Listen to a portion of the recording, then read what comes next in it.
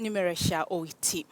Tunaanza katika bunge la Seneti ambapo spika wa bunge la Seneti Ekwe Ethuro hivi leo aliwaongoza maseneta kujadili mswada uliopitishwa na bunge la taifa wa kutaka kufanywa mabadiliko katika mfumo wa uchaguzi nchini. Kikao hicho hata hivyo kiliahirisha mjadala huo, na sasa kamati ya sheria itajadili na kutoa ripoti Januari 4 mwaka 2017.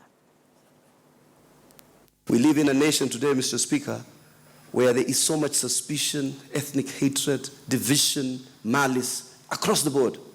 And I think it's important for now for this Senate and politicians across the board to start bridging that rhetoric. Because, Mr. Speaker, if we do not start to pronounce ourselves on some of these most fundamental national issues, the perception of a fair election is one thing, but an election that ends up in bloodshed is something we must avoid by all costs. We set a committee chaired by the distinguished senator for Meru and the distinguished senator for Siaya, Senator Orengo and Senator Kiraitu. Mr. Speaker, they did a sterling job. They brought the law here. We were all accepting that no comma, no full stop should be tinkered with.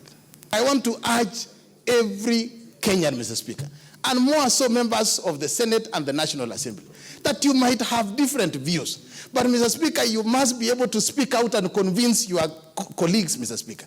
But at the end of the day, if consensus does not work, we resort to a vote.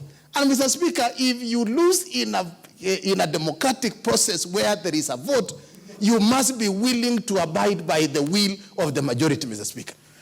Pele was known to describe football as a beautiful game because its rules are understood.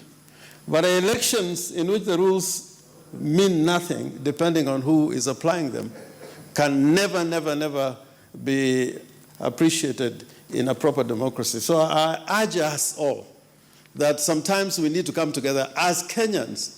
That the chairs will ensure our country will move forward, Mr. Speaker.